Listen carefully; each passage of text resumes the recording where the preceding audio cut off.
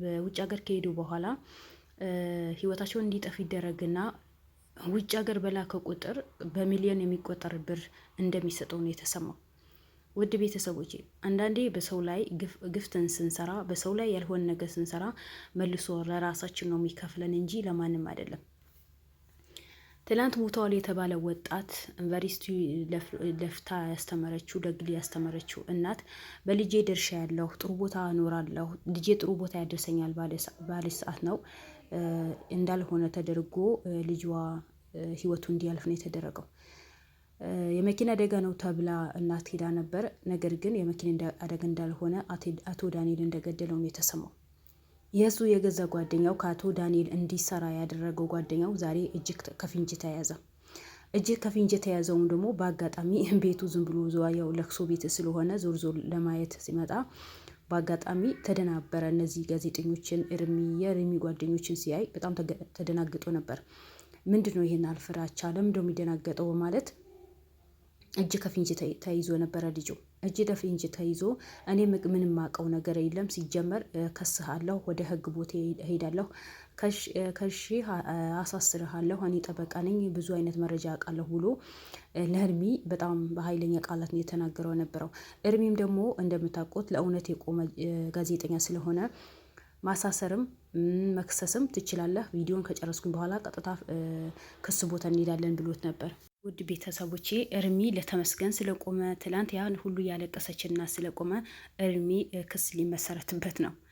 ኤርሚያስ እንደምታውቁት ከሉል ጎን ቆሞ የለፋ የደከመ ነው እንጂ ምንም የሚጠቀም የሚከፈለው ነገር የለም። ግን ሉል ጀግና ወንድማችን ታሞ ሕክምና እንደሄደ በሱ ጉዳይ ላይ ሁላቸውም እንደሚሯሯጡ ነው የምናውቀው። ግን ዛሬ ለምን መኪና ይፈተሽክ፣ ለምን ከቤት እንድወጣ ከለከልከኝ፣ ለምን አገትከኝ በማለት ክስ ሊመሰረትበት ነው። ኤርሚ ክስ የሚገባው ልጅ አይደለም። ኤርሚ ለእውነት የቆመ ነው። ኤርሚ የተቸገሩ ሰዎች የሚረዳ ነው። ኤርሚ የሉል ቀኝ እጁ ነው። ስለዚህ ዛሬ ለልዑል ፍትህ የሚጠይቅበት ሰዓት ነው እንጂ እድሜ ገና ለምን ፈተሽከኝ፣ ለምን በረበርከኝ፣ ለምን ቃለ ጥያቄ ለምን ጠየከኝ ተብሎ እድሜ የሚከሰስ ጀግና ሰው አይደለም። ጀግና ነው እሱ። በምንም ተአምር ለእውነት ይቆማል እንጂ ለውሸት ቁሞ አያውቅም አይደል? እንዲህ ውድ ቤተሰቦች፣ ስለዚህ ያ ትናንት ሞተ የተባለው ተመስገን ወጣት በራሱ ችግር እንደሆነ ነው የተሰማው። ለዛሙ የገደሉት አቶ ዳንኤልና አቶ ደረጀ እንደሆነ ነው የተሰማው። እነሱም ሰውን ራስ በራሳቸው የሚፈላለጉ ጠላቶች ናቸው። ዳንኤልን የአንድ ጎሳ ነው፣ ደረጀም የአንድ ጎሳ ነው። ደረጀ የሚባለው ቅመም ቀማሚው የባህል ዶክተር ነኝ የሚለው ነው። ስለዚህ እነሱ ራስ በራሳቸው ስለሚባሉ እነዛ ልጆችን በመሀል የበጎ አድራጎት ድርጅት ነው በመባል ልጆቹ ከትምህርታቸው ወጥተው ከስራቸው ወጥተው ይሄ ድርጅት እንዲገቡ ተደረገ። ዛሬ የተያዘው በቁጥጥር ስር የዋለው ወጣት የተመስገን ጓደኛ ተመስገን አትግባ፣ እጅህን እንዳታስገባ፣ ምክንያቱም አቶ ደረጀና ዳንኤል በጣም ከባድ ሰዎች ናቸው፣ ያልሆነ ስራ ነው የሚያሰሩ። ስለዚህ ከዛ ሁሉ ተጠንቅቃ ብትኖር ይሻልሃል፣ ለእናትህ ኖርላት፣ ይቅርብ ብዬ ብዙ ጊዜ መክሬዋለሁ ነው ያለው። ግን እሱ በምንም ተአምር ሊሰማኝ አልቻለም። ሁሉ ነገር ትቶ በዛ ውሳኔ ገብቶ የሰራ ነበር። አንድ ሰው ህይወት ባለፈ ቁጥር፣ አንድ የአሞቴ ጎሳ ህይወቱ ባለፈ ቁጥር በሚሊዮን ቤት ነው ይከፈለዋል ነው ያለው። እንግዲህ ውሸት ይሁን እውነት ይሁን አይታወቅም። ያው መረጃ የተጣራ ነው ውድ ቤተሰቦች። ስለዚህ ማን ነው የገደለው? እንዴት ሊሞት ቻለ? እንዴት ክፍለ ሀገር ሂዶ ሞተ ሲባል ጊዜ በአቶ ደረጀ ሰዎች እንደተገደሉ አቶ ደረጀ እንደገደለው ነው የተሰማው። እናት እዛ ጋር አራለች። እናት በቁሟ ነው የተቃጠለችው። አንድ ልጇ ነው፣ ባልዋ የለም። ባልዋ አታለች። በስንት መከራና በስንት ልፋት ያሳደገችው ያስተማረችው ልጅ በህይወት የለም፣ አታዋለች። ዛሬ ለቅሶ ላይ ናት። ስለዚህ እነዚህ አቶ ደረጀ የሚባልና ደጀኔ የሚባሉ ሰዎች ምን አይነት ሰዎች ናቸው? በየቦታው ያልደረሱበት ቦታ የለም። እንደምታውቁት ሉሉም ሆነ ኤርሚያስም ሆነ ብሩኬም ሆነ እያንዳንዱ የተፈለጉ ናቸው። በአንድ ቦታ ሲፈለጉ በአንድ ቦታ ይሄዳሉ። ወንጀል እንደሚሰሩ ስለሚያውቁ እንደሚታሰሩ ስለሚያውቁ የሚሰሩ ስራ በሙሉ ወንጀል እንደሆነ ስለሚያውቁ ዛሬ አንድ ቦታ ከተቀመጡ ነገ ያ ቦታ ደግሞ አይቀመጡ። ዛሬ አንድ ቦታ ከታዩ ነገ ደግሞ የዛ ቦታ ይታዩ። ለምን? ክትትል እንደሚደረግባቸው በደንብ ጠንቆ ስለሚያውቁ፣ ወንጀለኛ እንደሆኑ በደንብ ጠንቀው ስለሚያውቁ፣ እንደሚታሰሩ በደንብ ጠንቀው ስለሚያውቁ፣ ህግን እንደሚጠይቃቸው በደንብ ጠንቀው ስለሚያውቁ ሉልን ለማጥፋት ምን ያክል ቅመማ ቅመም እንደ ቀመማ አቶ ደረጀ የሚባል ሰውዬው ሁላችንም በደንብ ጠንቀን እናውቃለን።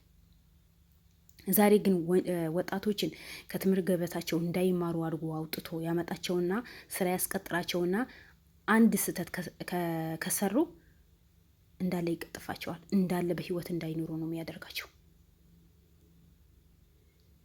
ግን አቶ ተመስገን የሚባለው ወጣት ለእናቱ አንድ ነው።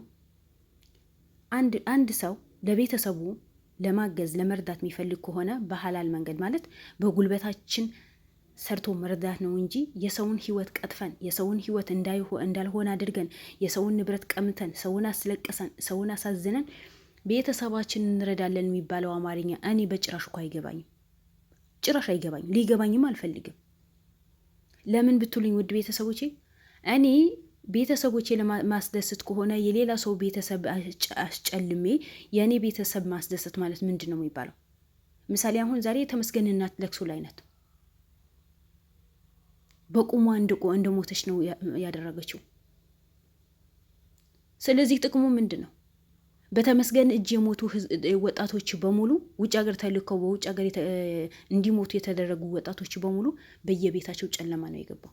ስለዚህ ተመስገን እዚህ ጋር እናቴን አስደስታለሁ ብሎ የሮጠ በዛ በኩል ልጆቹ ይቀጠፋሉ፣ የነዛ ልጆች ቤተሰብ ያለቅሳሉ።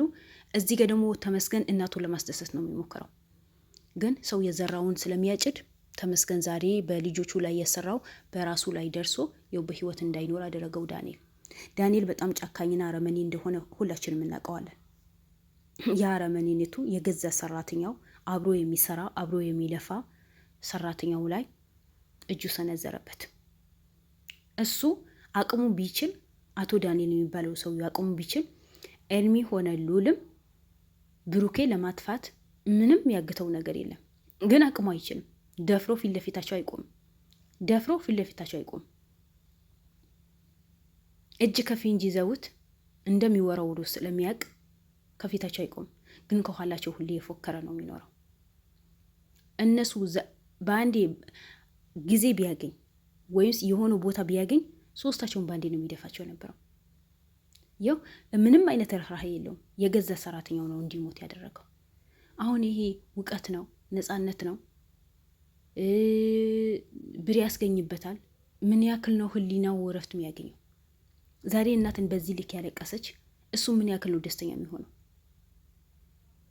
እኔ በሰውን ህይወት ላይ የምትጫወቱ ሰዎች ምን አይነት ሰዎች ናቸው? ማለት በምን ሁኔታ ነው ልባችሁ የሚያርፈው? በምን ሁኔታ ነው ህሊናችሁ የሚተኛው? እንዴት እንቅልፍ ይወስዳችኋል? አንድ እናት እዛ ጋ ያለቀሰች እናንተ እዚህ ጋር ደስተኛ የምትሆኑት የእናንተ እናት ብትሆን ምንድን ነው የምታደርጉት? ምንድን ነው መፍትያችሁ? ለእኔ እናት ታለቅስ ማልፈልግ ከሆነ የሰው እናት ለምንድን ነው ማስለቅሰው? የእኔ አባት ሊያለቅስ ማልፈልግ ከሆነ የሌላ ሰው አባት ለምንድን ነው ማስለቅሰው? ለምን ተብሎ እንደ አንዳንድ ፈጣሪያችሁ ማትፈሩ ሰዎች ብዙ ናቸው። በተለይ ዳንኤል የሚባለው ሰውየው ራስ ወዳጅ የሆነ ለጥቅሙ የሚኖር የዛሬው ደስታው ብቻ ብሎ የሚኖር ጀግና ነው። እንግዲህ ጀግና ልበለው እንጂ እንግዲህ እኔ ምንም ምለው ነገር የለም። አንዳንዴ ማወራቸው ነገራቶች በሙሉ ቃላት ያጥሩኛል እያንዳንዳቸው። ለምን ብትሉኝ ብዙ እናቶች ያለቀሱ ነው፣ ብዙ አባቶች ያለቀሱ ነው። ብዙ ቤት ጨልመዋል። ብዙ ቤትን ለመኖር ብሎ ሲራራጡ እንዳይኖሩ ያደርጋሉ። ያ ነገር ደግሞ ብዙ ሰው ያሳዝነዋል። እናት ስታለቅስ እኔ ደስ አይለኝም። የእናት እንባ እሳት ነው የሚሆነው። ምክንያቱም እናት ናት። ስለዚህ ኤርሚ በተቻለ አቅም